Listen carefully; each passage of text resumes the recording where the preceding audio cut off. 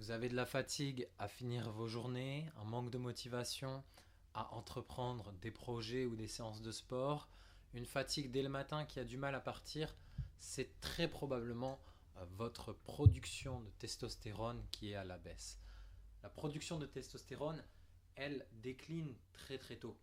Chez l'homme, puisque ça va être notre sujet principal aujourd'hui, la testostérone est principalement produite au niveau des testicules, mais aussi par les glandes surrénales, illustrées ici, qui sont deux glandes situées à peu près au niveau des reins. Et, euh, bon, comme pour tout être humain, la jeunesse permet une bonne production hormonale vers 15-25 ans. Grossièrement, c'est le pic de production. Et à partir de 35-45 ans, plus ou moins, ça dépend des personnes, le niveau de testostérone produit diminue de 0,1-0,2% à 1% par an, ce qui est important. Et on est sur une moyenne de 0,5%. Donc, avant de voir les conseils, on va se pencher sur les conséquences de ce manque de testostérone, de ce manque de production. Évidemment, la carence en testostérone, on y pense, ça a un effet sur la libido, sur l'érection, sur la fertilité. Ça, on y pense au final, parce que la testostérone, c'est une hormone qu'on assimile vraiment aux hommes, et donc qu'on assimile vraiment à la sexualité. Mais il y a d'autres choses. L'atrophie musculaire, par exemple, la perte de masse musculaire, elle peut être causée également par un manque de testostérone. En tout cas, le manque de testostérone y contribue clairement.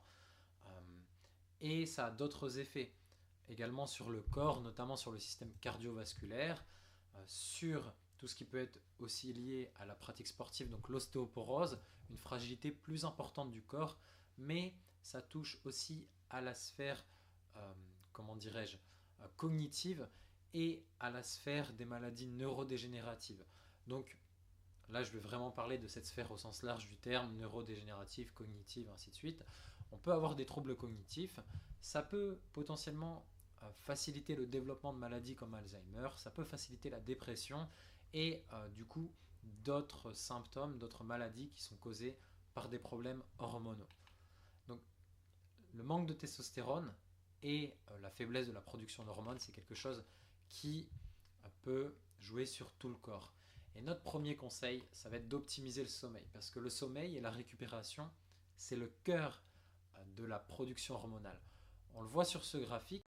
Donc en pointillé, on a une personne qui dort pas très bien, et pour le résumer ainsi, et sur la ligne continue, on a une personne qui dort très bien. On voit globalement le pic de production de testostérone se produit.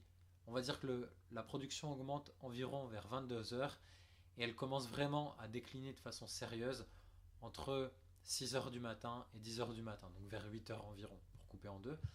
Et votre sommeil, il faut qu'il soit linéaire, parce que ça facilite la production hormonale. Et si votre sommeil est mauvais, si vous avez de l'apnée du sommeil, si vous vous réveillez souvent, si vous êtes stressé, eh bien votre anxiété va augmenter, vos risques de dépression et de mauvaise humeur vont augmenter. Ça, c'est pas uniquement lié à la testostérone, mais ça va être aussi lié à la testostérone et votre production de testostérone va baisser. D'ailleurs, là, voici le temps de sommeil de certains athlètes de haut niveau. Donc, on voit globalement qu'à l'exception de Tiger Woods qui dort 4 à 5 heures par nuit, ce qui paraît extraordinaire, la majorité dorment entre 8 heures et 9 heures. On le voit 8 heures, 9 heures, 8 heures, 8 heures, 10 heures. Donc, globalement, c'est ce que vous devez viser. En dessous de 7h30, vous êtes sûr que vous êtes en déficit de sommeil. Ça vaut pour 99% des personnes sur Terre.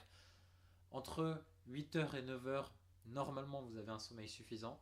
Certaines personnes peuvent avoir besoin de 9h10, 9h20 de sommeil. Et à partir de 9h30, 10h, on commence à être dans des exceptionnels, donc des personnes qui sont aussi peu courants, comme par exemple les sportifs professionnels. On voit LeBron James, par exemple, ou Michel V, ou encore Roger Federer qui vont dormir entre 10 et 12 heures. Mais là, on parle aussi d'une exception. Il faut viser jamais moins de 7h30, idéalement entre 8h et 9h.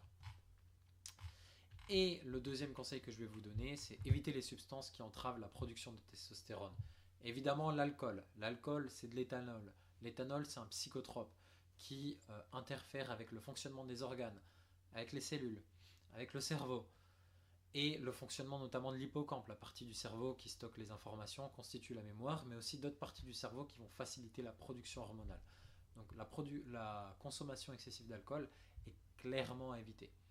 Les traitements médicamenteux, et les drogues d'ailleurs aussi, peuvent aussi causer des problèmes au niveau de la production hormonale. Donc par exemple le tramadol risque de faire chuter la production hormonale. Les statines qui sont utilisées pour abaisser le cholestérol vont également abaisser les niveaux de testostérone parce que le cholestérol sert de précurseur à la synthèse du, de la testostérone.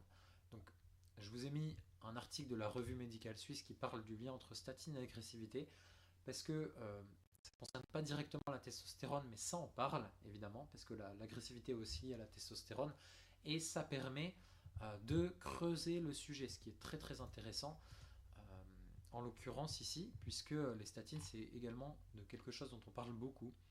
Et enfin, troisième conseil, tout simplement, le sport, le sport, le sport, faites du sport.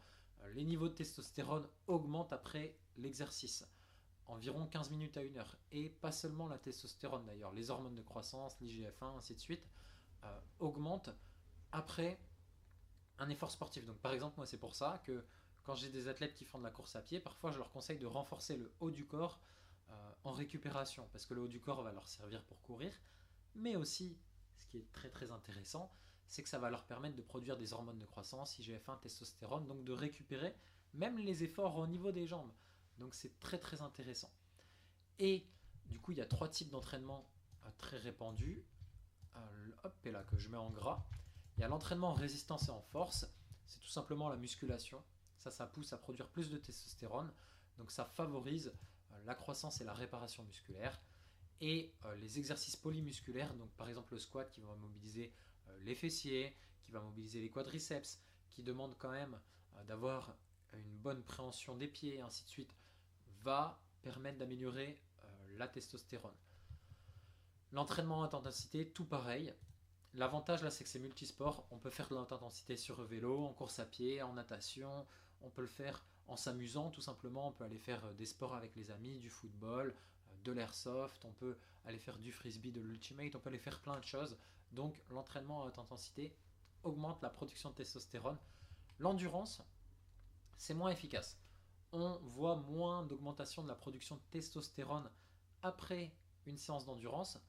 Par contre, ça reste efficace parce qu'il y a quand même une augmentation de la production, même si elle est moindre, et l'excès de graisse corporelle, comme le manque de graisse corporelle, mais ici ce qui nous intéresse c'est l'excès, est lié à une baisse des taux de testostérone et aux maladies cardiaques. Mais du coup, l'endurance, ça permet d'éliminer en partie cet excès de graisse corporelle. Donc c'est là que c'est intéressant, c'est que ça va aussi influer indirectement sur la production de testostérone. Donc dormez mieux, même une demi-heure par nuit, ça fera une différence énorme. Limitez vos consommations d'alcool et les médicaments si vous le pouvez, évidemment. N'arrêtez pas des traitements qui sont importants pour vous, hein, on ne le dira jamais assez. Et pratiquez du sport. Même la marche, déjà, ça vous aidera parce que c'est une forme d'endurance et de pratique cardiovasculaire. Donc, toutes ces approches peuvent aider à maintenir des niveaux intéressants et agréables, c'est-à-dire qui sont bénéfiques de sécrétion de testostérone, mais vous empêcherez jamais la testostérone de chuter avec l'âge. Ça c'est normal, nous sommes humains tout simplement, et on a une date d'expiration comme tous les humains, donc la testostérone baisse avec l'âge, mais vous pouvez vieillir en bonne santé et augmenter votre espérance de vie en maximisant la production de testostérone. Je tiens à préciser que la consultation d'un endocrinologue peut être nécessaire selon les cas. Évidemment, il y a des spécialistes de santé, ils sont là pour ça. Mais en tout cas, appliquez ces 3 conseils au quotidien et vous verrez des vraies différences dans vos niveaux de forme. Donc, si vous avez des commentaires, n'hésitez pas à les mettre ci-dessous, j'y répondrai volontiers. En attendant, je vous souhaite une très belle journée et on se dit à tantôt.